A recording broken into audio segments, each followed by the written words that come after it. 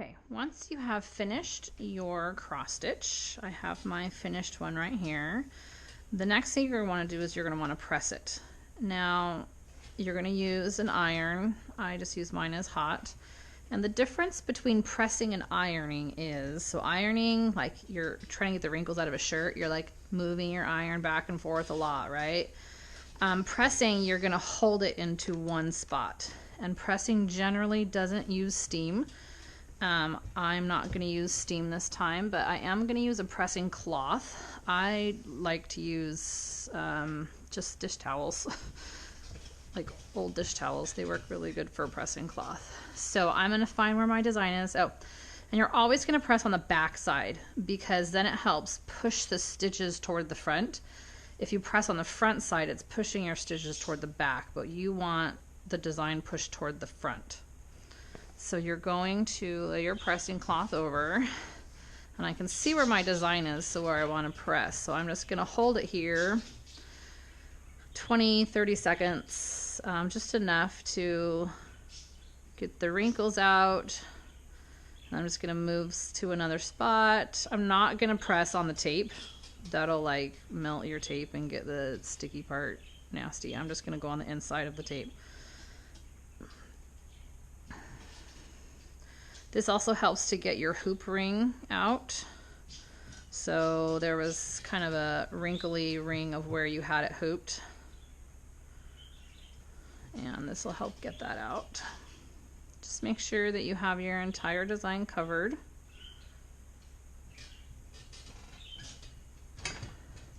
You can check it, see if you need to do any more.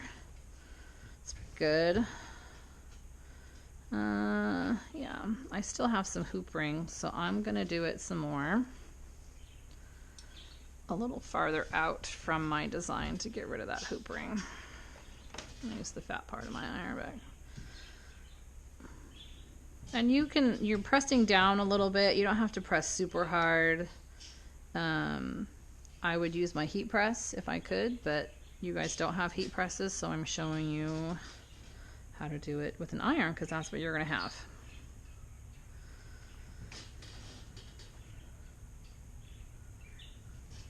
Okay, once your design is pressed, you're going to decide if you want to keep it that size.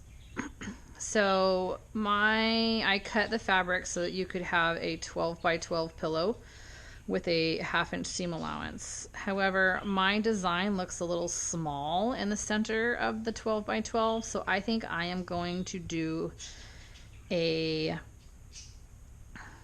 smaller size. So I'm going to do a 10 by 10. So first, before you want to, I'm actually going to go first. Okay, so you're going to bring it to your cutting mat if you have a cutting mat. If you don't have a cutting mat, you can do this with scissors. I just find cutting mats super easy. So if I want to do a 10 by 10 pillow and I want to have a 1/2 inch seam allowance around the entire thing, then I'm going to make my square 11 by 11. So you have your 10, right? And you're adding a 1/2 inch on both sides. So that gives you a whole inch. Okay, so that would be 11 by 11. So I'm going to go from my center to make sure my design is centered in my pillow. I'm going to go using my center line, and I'm going to use my 5 inches. So I'm going to find my center line, and I'm going to make it as straight as possible. It may not be exactly straight. And I'm going to use my, wait, no. That would make it 10 by 10. We want 11. So I'm going to add a 1/2 inch. So 5.5 on either side so that I have my seam allowance. Okay. I'm going to cut these off. It's okay that I'm cutting off the tape. I don't need the tape anymore.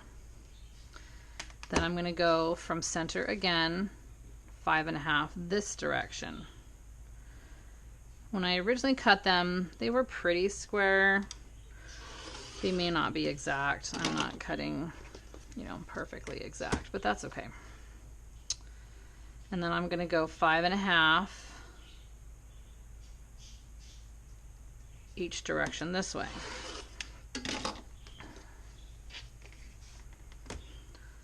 There's my center line. I'm going to line this up to make sure it's perfectly flat on the edges so I make a perfect square. And now I have my pillow. The design looks better now because there's not so much white space around it. It looks more proportional to the size of pillow that I want to do. Okay, now that you have the size of pillow you want to do, I provided for you a iron-on stabilizer. I don't know if you can see it, but one side of the stabilizer has like this shiny sheen and the other side does not. The shiny part is the glue. Okay, this is the side you're going to iron on. I'm going to put my design on this. The reason we aren't putting this stabilizer is this fabric has a lot of holes.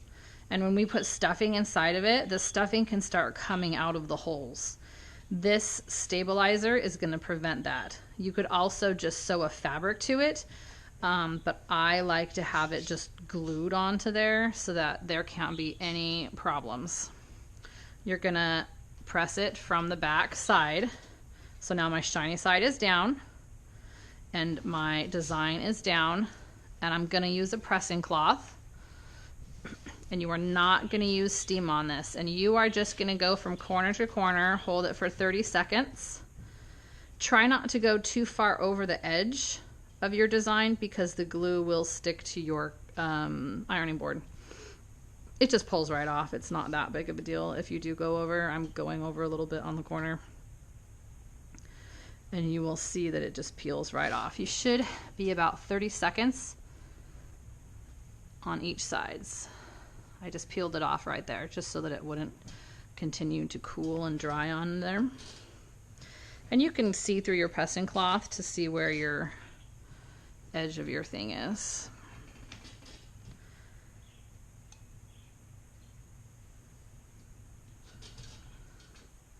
I'm just picking up the corners just so that I am not gluing it to my ironing board cloth. Okay, I'm going to switch it to the other side, find the edge right there. I'm pulling it up so it's not sticking.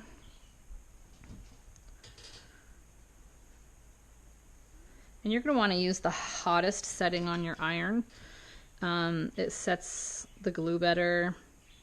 Yeah, I just always use the hottest setting.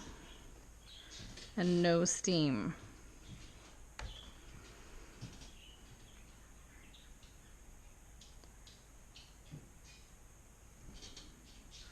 Doing about 15 to 20 seconds in each spot.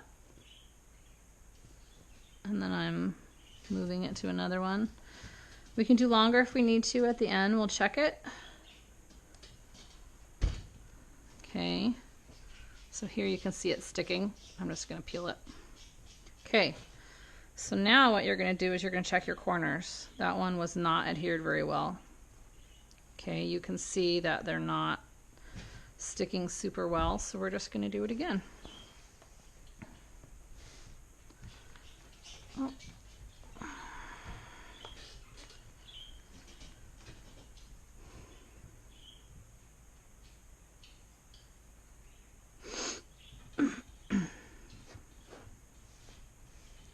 I'm counting in my head, so 30 seconds in each spot will get you probably a better adherence, is that even a word? A better adherence than 15 to 20. You don't have to worry about burning the fabric. You won't because you're using a pressing cloth. I wouldn't do it directly on to the stabilizer because then you may burn it.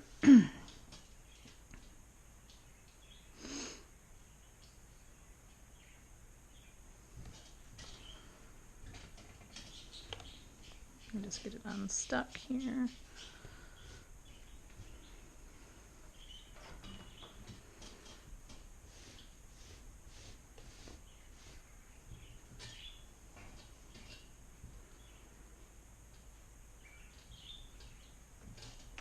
Get this corner unstuck.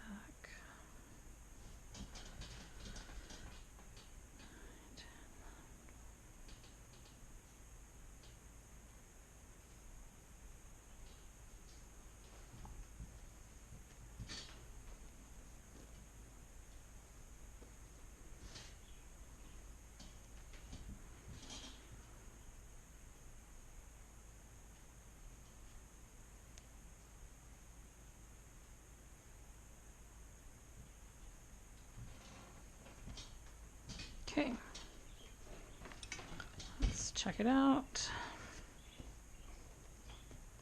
It's all glued to my thing.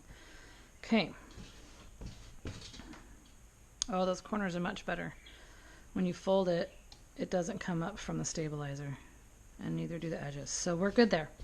Okay, now you're going to cut down your stabilizer so that it's the same size of your cross stitch pattern. You can use scissors for this. I'm just going to use my cutter because I can. Didn't want to cut there.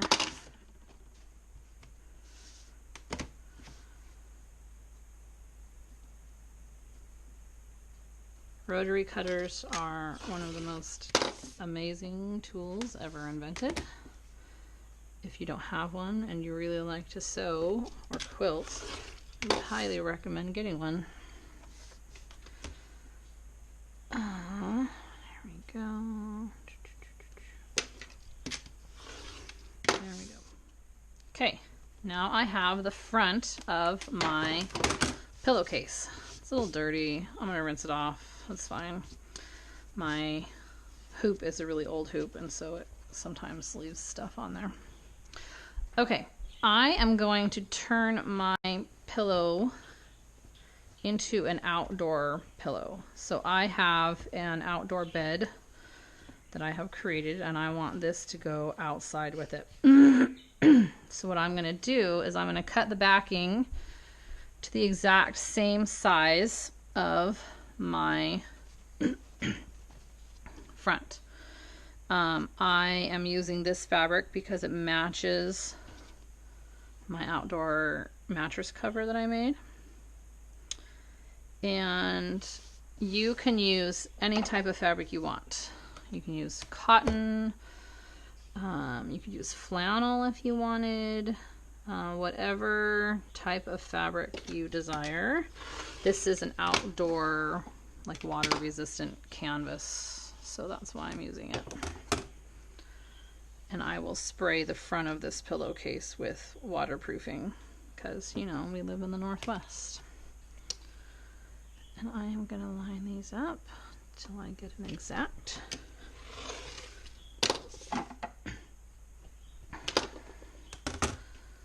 I'm not pinning it. It would probably be straighter if I pinned it, but it's enough.